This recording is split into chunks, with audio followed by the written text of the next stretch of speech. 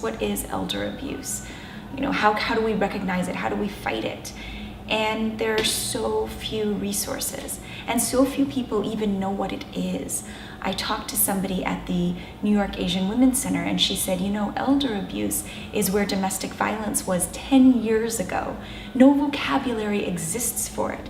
And because it's so often family members that are abusing the elderly, and because it is so often not physical, it's financial, it's emotional, it's neglect, people think, ooh, you know what? None of my business. Ooh, I don't want to get involved.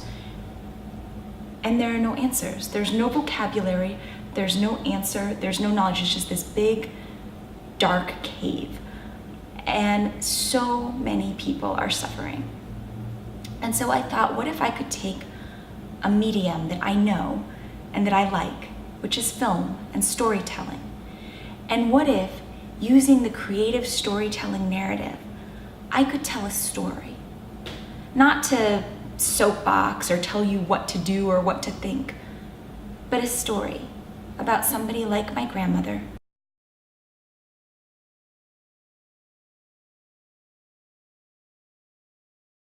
who goes through something awful, something that any one of us could go through. And with that film, we start a dialogue. We start a discussion. We start creating the vocabulary that we need to see the problem, to drag elder abuse out of the shadows, and to start to reconstruct our own family dynamics and make things better. So even though I'm not really a screenwriter, I had to write this. If the film can help just one person, then it will all be worth it. My name is Larry Lee. I'm the executive director of the New York Asian Women's Center. I am a social worker. I also have a master's in psychology, and I worked for many years at a very large agency focused on domestic violence and child abuse, just basically family violence. So when this job was available and I applied for it, they're very kind enough to offer me the position, which, as you can imagine, is pretty surprising because this is a women's organization and I'm a male. But they were really looking to find somebody that knew the issues and knew how to deal with domestic violence and sexual assault, elder abuse, and so forth. So they thought that I'd be a good fit. The New York Asian Women's Center is a fabulous agency. It's the largest organization that focuses on Asian Americans in dealing with domestic violence, human trafficking, sexual assault services, and elder abuse. But more than that, every organization like this provides services focused on making sure people are safe and secure. So we do that, but we've also are trying very hard to find the best ways to help people recover from trauma and recover from their abuse. So we pulled together a Asian-inspired way of working with Asians, focused on developing good relationships with them, as opposed to some of the other therapeutic ways that people use, because we feel that that's the best way to work with Asians. We also do things like provide acupuncture, qigong exercises, yoga, meditation, because that's also very culturally specific and very useful. But we found that this not only is good for Asians, but since we work with many non-Asians, it also works very well with them as well. We have almost 70 on our staff, and we have 3 community offices where people see survivors not here. Actually, we have 2 different programs that are somewhat related. One is called Later in Life, where we actually work with people who are affected by domestic violence 50 years and older. And that includes both men and women. And that's essentially a domestic violence program. Then we have an elder abuse program where we work with people who are 60, 65 and older. Again, both include men and women. We have a big problem as Asian Americans. Here in New York, it's not quite as bad, because here we have 15% of the population are Asians. Across the country, it's about 5%. So there are no studies that show much about our population as Asians as a whole, or even, and especially when you break it up into different ethnic groups. So it's very hard to get national studies, so it's hard to tell exactly what our problem is for many things, including elder abuse. But the other problem is even perhaps more profound, and that is, for Asians, we don't really believe that there's such a thing as elder abuse. In fact, they often don't believe there's such a thing as domestic violence and so forth. We really feel as Asians, because we are not the same as we're Americans, but we don't have the same kind of Western philosophy where we focus on the individual. Here as Asians, we focus on the family. So what matters is what's good for the family. So if somebody is being maltreated or neglected, which is also an elder abuse emphasis, that's not picked up because it's not hurting the family. It's hurting the individual but not the family. So they don't consider that elder abuse. So we find a very hard time for people to recognize there's such a thing as elder abuse. You know, there's some studies that show that some ethnicities, if you take money from your parent and you keep it, maybe 35% believe that that's okay. In American society, that's considered financial elder abuse, and that's not okay. So we need to help people understand what's right and what's wrong according to the laws that are here. But it's a problem, yes. For non-Asians, it's pretty clear. Elder abuse, it consists of physical battering, financial abuse, sexual abuse, verbal abuse, emotional and psychological abuse.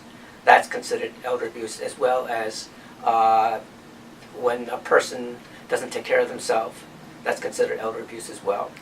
For Asians, it's very difficult because Asians don't want to accept the idea that even physical abuse might necessarily be elder abuse. So if it's just pushing, it doesn't matter so much. If you're putting somebody in their place, that's too bad. If the child doesn't want to speak to the parent and is silent for long periods of time, that's not considered abuse. Here, I would consider it abuse, and I think everybody else considers it abuse. But Asians pull away from that.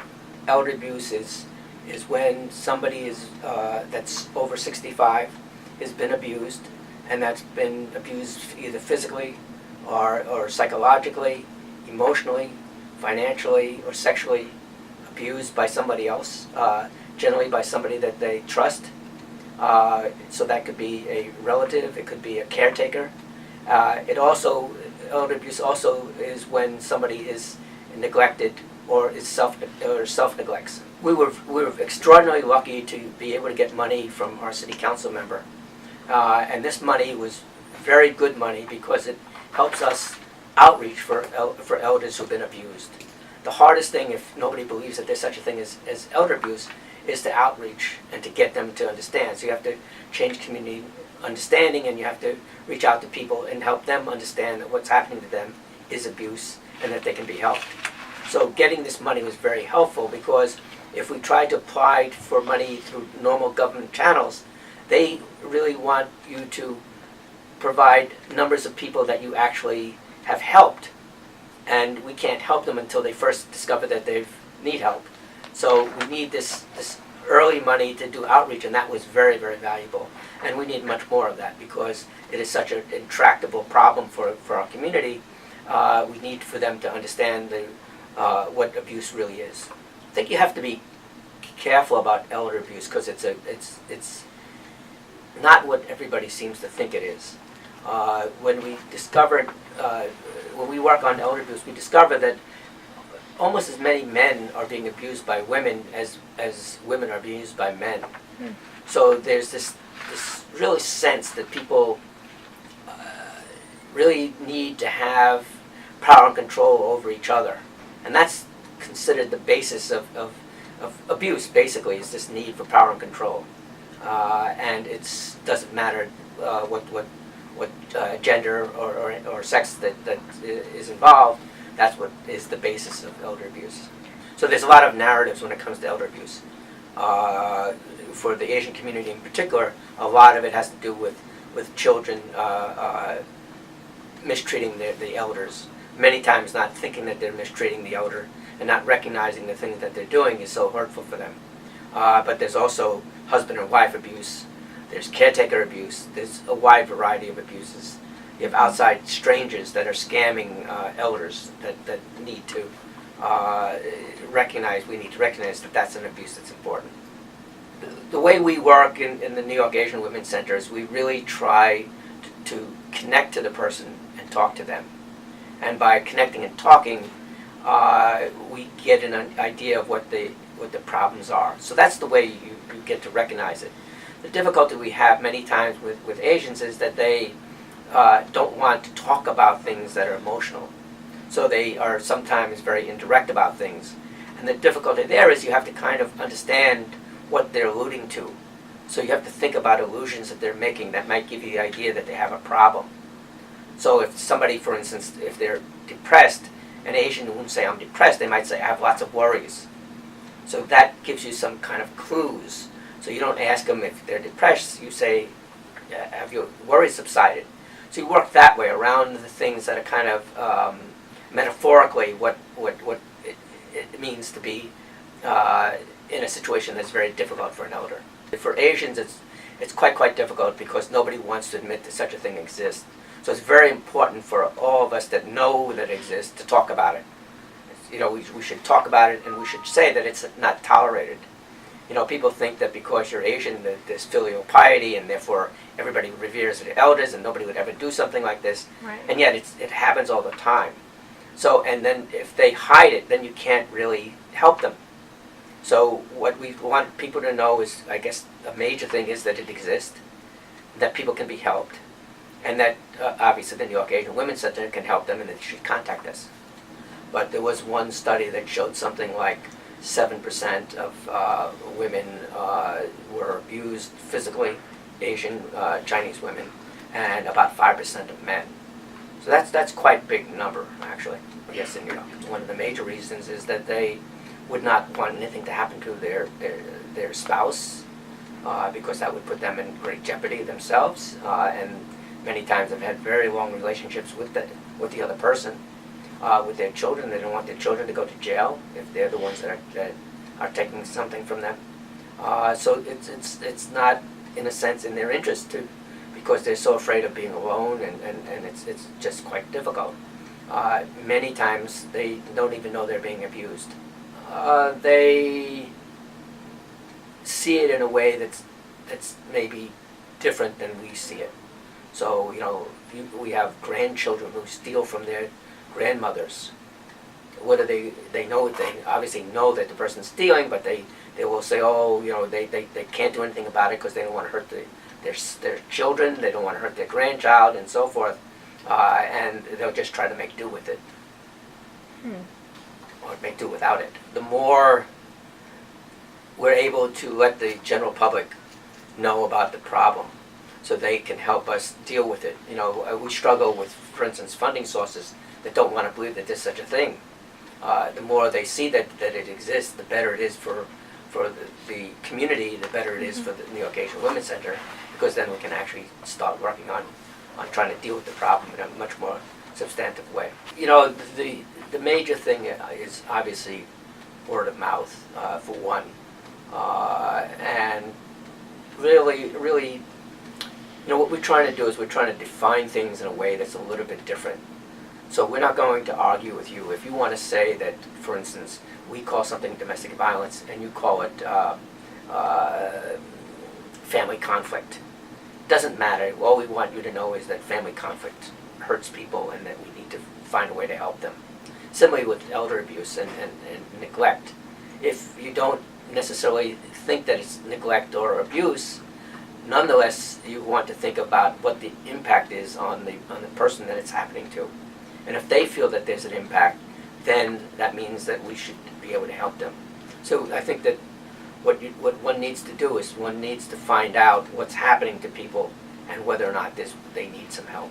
With Asians, elder abuse is very hidden because no one believes that it exists. But people are hurt, and we need to find out if they're hurt and to then find ways to help them. I'm a very strong believer that advocacy is very helped by the arts, and that we need to integrate the two of them. So we've done a number of ways of doing this, including making films that were about the New York Asian Women's Center survivors, about people who were survivors who were domestic violence survivors at work. There was a dance film, a dance that was choreographed by Lenora Lee from San Francisco. Actually worked on a story about my grandmother who was a human trafficking survivor. So we've been doing a lot of these things, and Jennifer's work, I think, fits right into that.